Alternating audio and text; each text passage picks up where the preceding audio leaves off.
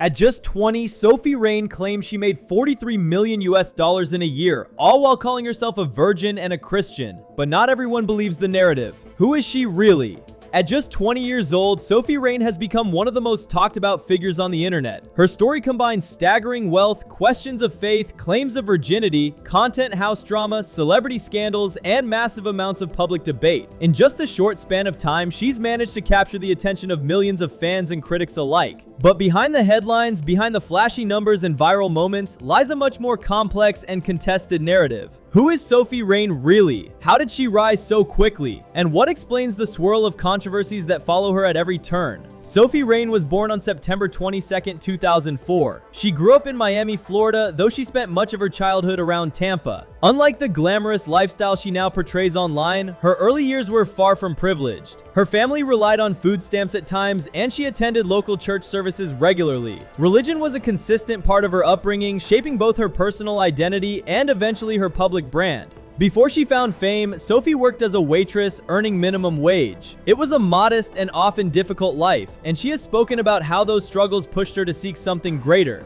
The turning point came after she lost her waitressing job. Reports suggest that part of the reason involved suspicions that she was involved with online content creation. Instead of searching for another low-paying job, Sophie decided to take a chance on herself. She created an OnlyFans account and began experimenting with the platform. At the same time, she leaned into TikTok and Instagram, posting lip syncs, dances, and trendy short-form videos. Slowly, she began building an audience that was attracted both to her appearance and her outspoken personality. But what really put her name on the map was a viral collaboration with rapper NLE Choppa. Their videos together quickly exploded, generating tens of millions of views. By mid-2024, Sophie Rain was no longer just another aspiring influencer. She was a viral sensation. Then came the post that changed everything. In November 2024, Sophie Rain shared a screenshot that she claimed was from her OnlyFans dashboard. It showed that she had earned $43 million in her first year on the platform. That number shocked nearly everyone.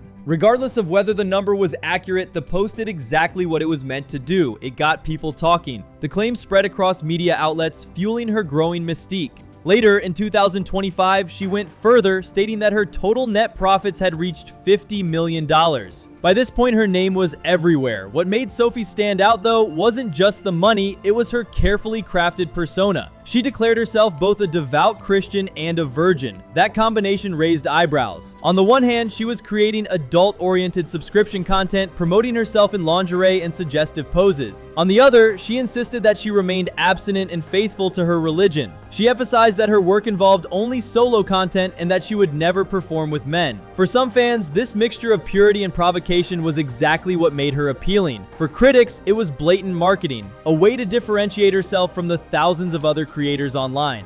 Sophie defended herself by saying that the Lord is forgiving, that her content stays within personal boundaries, and that her faith does not prevent her from building a career in this way. Yet the tension between Christian identity and adult content remained one of the most controversial aspects of her brand. In December 2024, Sophie took another big step by co-founding Bop House, a content mansion in Florida. Alongside creator Aisha Sophie, she launched the collective with a group of 8 members, including Camila Araujo, Summer Ziris, Julia Filippo, Alina Rose, Ava Reyes, and Joy May. The idea was simple: a group of creators living together, collaborating on videos, cross-promoting, and building each other's platforms. They moved between locations, from an Airbnb to Fort Lauderdale and eventually to a luxury penthouse in Brickell. At first, Bop House seemed like a social media success story, but soon, criticism began to build. Public platforms like TikTok and Instagram, where the group shared mainstream dances and lifestyle content, are filled with underage users. Meanwhile, links in bios directed viewers toward explicit subscription pages. Critics argued that the strategy blurred dangerous lines, exposing teenage audiences to adult content marketing.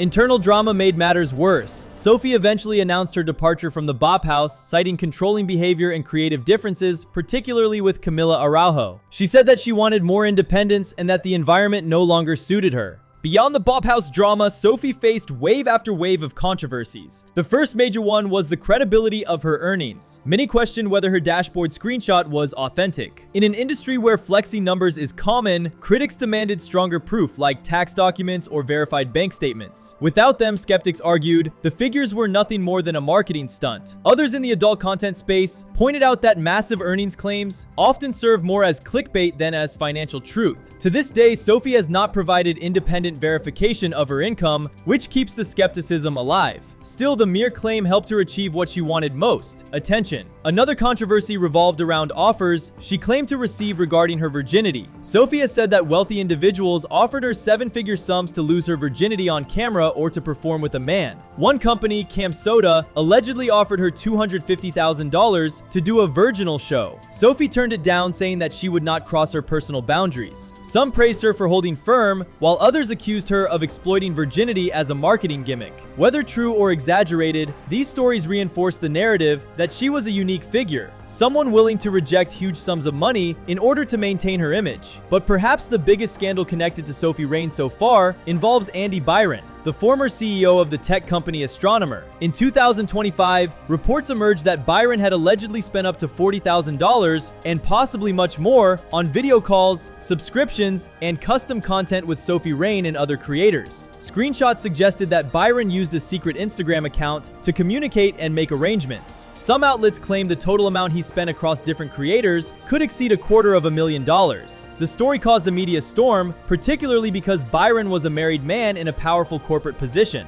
Sophie herself did not confirm whether he was her client, but she expressed sympathy for Byron's wife and distanced herself from endorsing infidelity. Still, the association placed her at the center of a scandal involving money, power, and morality. Not all of Sophie's controversies came from behind the screen. In September 2025, she celebrated her 21st birthday in Las Vegas. Photos quickly surfaced of her with NBA legend Shaquille O'Neal, including one of her sitting on his lap. The internet erupted. Shaq faced backlash for associating publicly with a top OnlyFans creator, with critics arguing that the optics were damaging for a public figure of his stature. Sophie, meanwhile, was thrilled. She captioned photos with excitement, saying that Shaq brought her on stage during his DJ set. Once again, she was at the center of a cultural debate, this time about celebrity responsibility, morality, and public image. Throughout all of these controversies, Sophie Rain has defended herself strategically. She doubles down on her income claims, insisting that she truly has made tens of millions and intends to make even more. She defends her Christian identity, arguing that forgiveness and redemption are central to her faith. She stresses that she sets firm boundaries, keeping her content solo and rejecting lucrative offers that cross her personal lines. When scandals like the Byron case erupt, she positions herself carefully, neither confirming nor denying involvement, but offering empathy and respect for those affected. When leaving the Bop House, she emphasized her desire for independence, suggesting that she wanted to carve her own path rather than be controlled by others. Her story raises important questions. How much of her persona is authentic, and how much is carefully constructed branding? Is the Christian virgin narrative a genuine expression of identity, or is it simply a clever marketing tool designed to stand out in a crowded market? Are her massive earnings real, or are they exaggerated numbers meant to fuel viral attention? Should creators be held responsible for the blurred lines between mainstream and adult content, especially when platforms like TikTok have such young audiences? And what role does the media play in amplifying her mystique,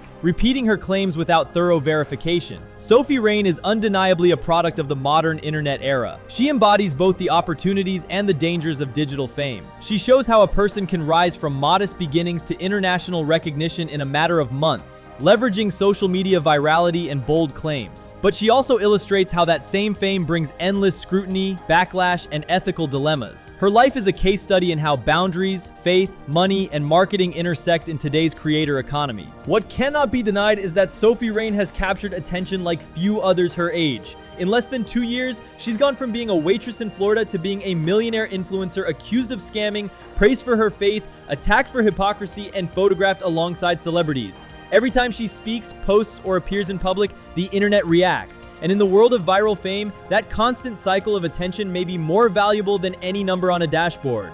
Whether you believe her story or doubt every claim, Sophie Rain represents the new age of digital controversy, where persona and performance blur into one and where truth itself often becomes secondary to the spectacle. So what do you think? Is Sophie Rain a brilliant entrepreneur playing the game better than anyone else? Or is she a manipulative figure exploiting identity and controversy for profit? Are her millions real, or are they another illusion of the internet era? No matter where you land, one thing is clear. Sophie Rain isn't going away anytime soon. Her story is still being written, and with every viral post and every new headline, she keeps proving that controversy, whether real or manufactured, is the most valuable currency of all.